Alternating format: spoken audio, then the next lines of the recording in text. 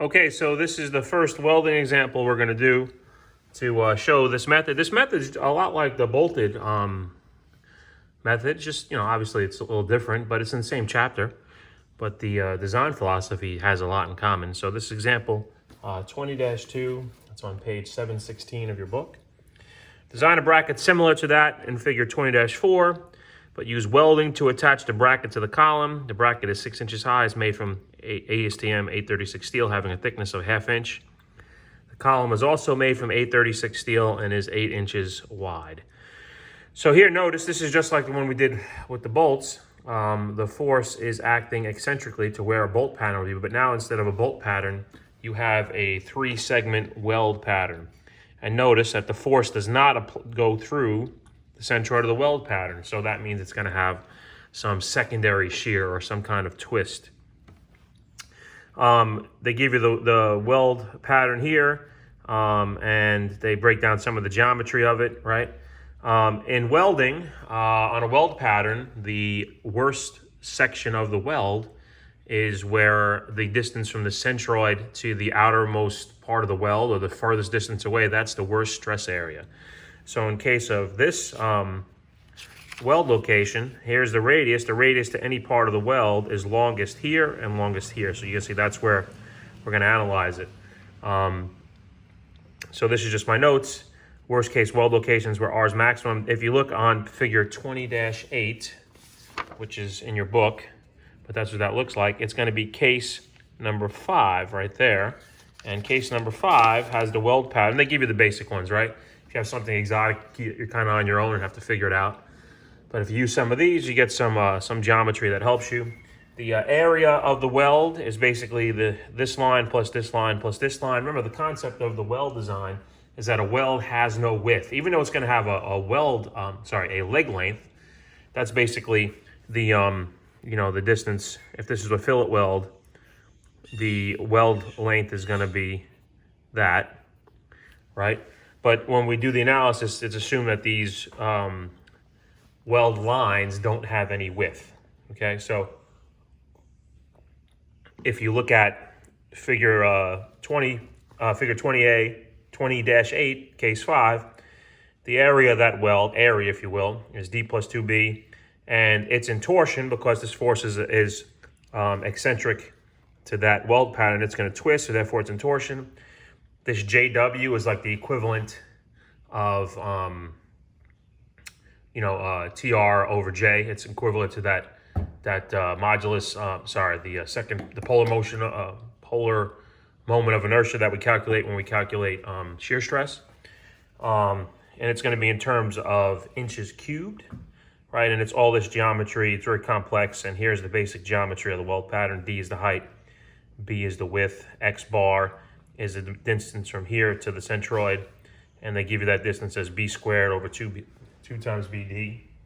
2B plus D. Here, D is going to be equal to 6 inches, right?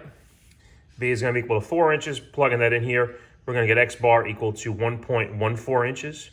That AW value, we're going to get 6 plus 2 times 4 is 14 inches. And if you plug all that craziness into JW, you're going to find that JW is equal to 114.4 inches cubed. It's a good thing to get these out of the way because you're going to see them in the equations later. And it's better just to calculate them once and then have them done. Page 2 of that problem, that's the close-up of my weld pattern, right? I'm going to draw it bigger. There's my centroid. Notice X bar was 1.14 inches away. That's D, that's B. Like I said, we're going to analyze where radius is the largest. So from the centroid to that tip is the radius largest. Now, I didn't draw it to here because remember, the weld has no width. I drew it having width, but it really doesn't. So drawn to here is the same as if it's drawn to there. That's going to be my max stress area, right? So that 3,500 pound force is going to give me a T.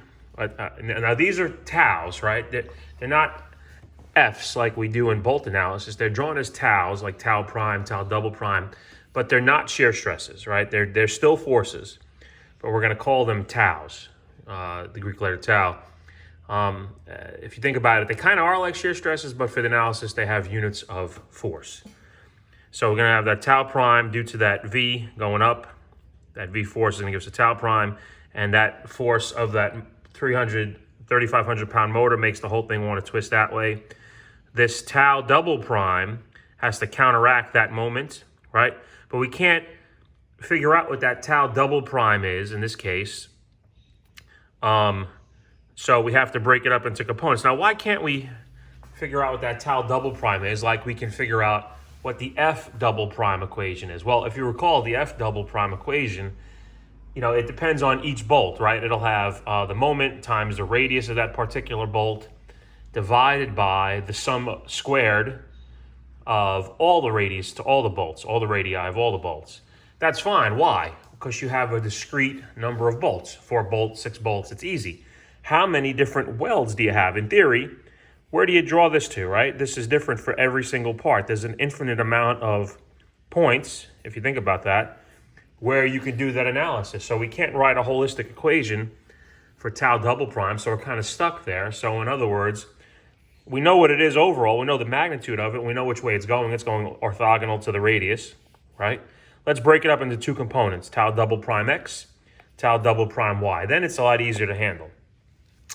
When you do that, tau double prime x is going to be going at a distance relative to the centroidal axis. We're going to call that CV.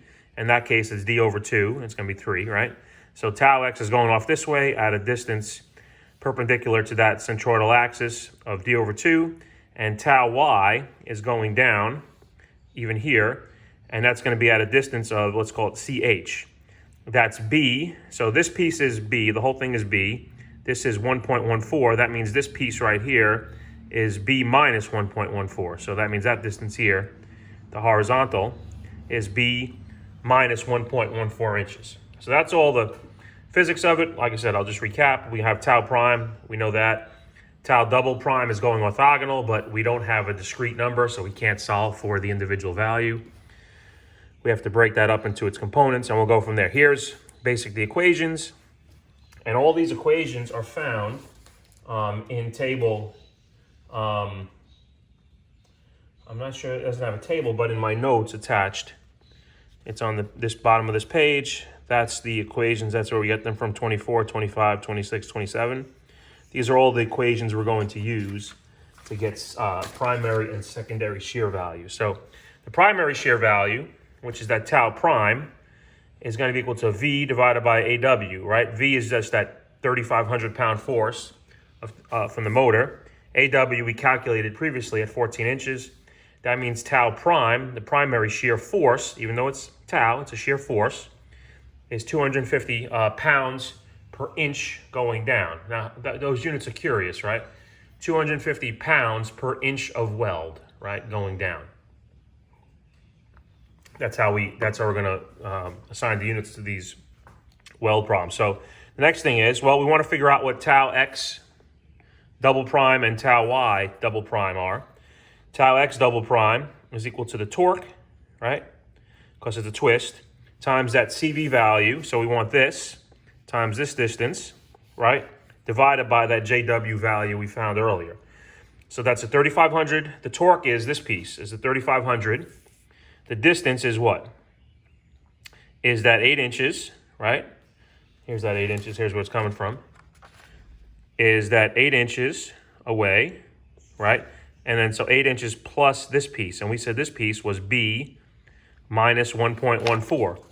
So the distance here is the force times, this is the D, 8 plus, and then in parentheses, 4 minus 1.14, right? CV is this distance. And that's going to be equal to 6 over 2 or 3.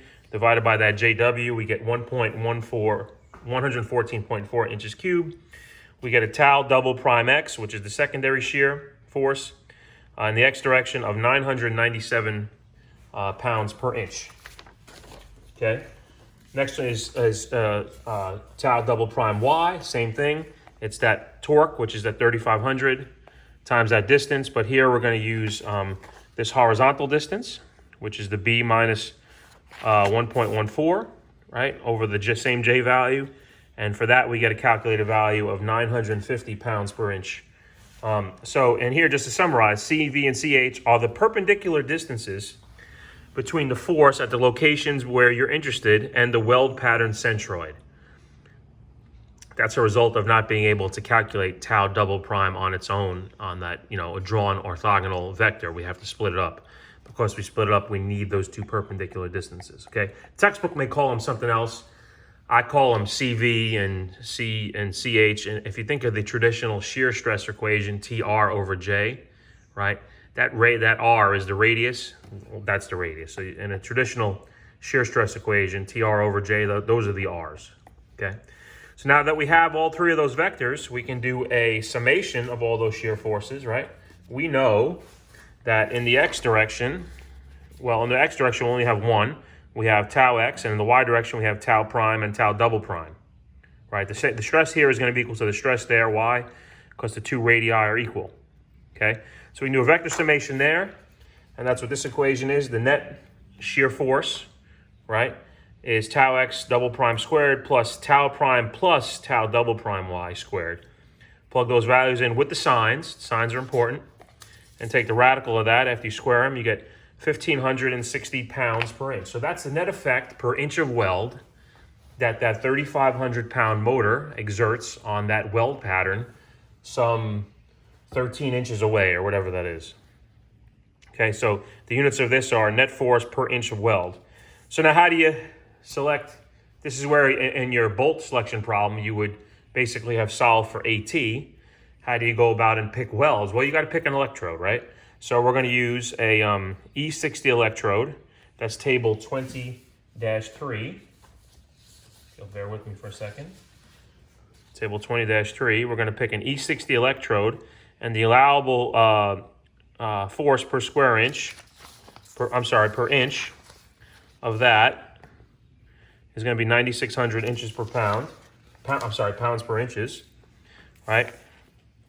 And that's with ASTM 836 steel. If you notice, the problem said it was with ASTM 836 steel. So that table is really read 9,600 pounds per inch of leg, right? We're going to have 1,560 pounds per inch. So we have to figure out how many inches of that we need, right? So the minimum weld leg width, we already know the length. So what's the difference? What variable do we have to pick now? We know how long the welds are, but we don't know how wide they're going to be, right? We can pick various width welds, and you can increase or decrease strength just with that W and not just the length. So if you divide that by the strength, you get a weld leg width, that's the width of that fillet, of at least 1.63 inches, all right?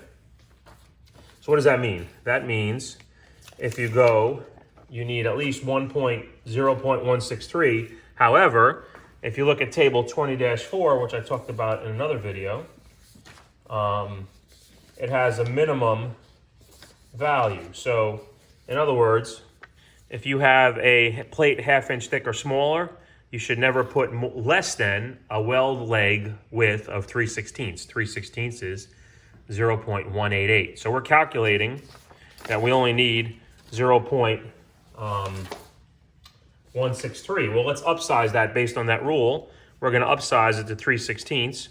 So we're going to use a weld leg width of 0.1875 because of table 20-4. So was our calculation really worthwhile? No, we could have just read the chart and been fine. But that's lucky, right? You don't know if you can do that all the time, and you got to go through the calculation. So we're going to upsize W to that. And obviously, you can't have a weld leg length thicker than the plate itself. Otherwise, the weld length would stick up past the plate, right? If you think about that. And then if I were going to specify that, that's how I would specify it. Right, that's my bar. Here's my motor acting out here. But I would specify this, and then there. So here, here, and here is a 3/16 wide weld leg, and that's sufficient to carry that 3,500 pound motor. So the only question I have is, where is the safety factor buried? I asked that question last night in the bolts. Safety factor, where does it lie, right? We didn't see it anywhere, but it lies here. It lies in that value from the table. E60 electrode, table 20-3. That's a conservative value, right? Basically, an E60 electrode means that its tensile strength is 60,000 PSI. And if you recall, for the maximum shear stress theory is half of the yield strength. half of that 60 is 30. Well, we're at shear, so we're even less than that. So we're like 1/6 of the tensile strength of that electrode. So that's really our safety factor. If you were to compare that weld area, it's roughly 1/6 of its tensile strength. That's what we're using to do the calculation. So it's a pretty good problem. We'll do one more, and then I'll give you a homework problem, okay?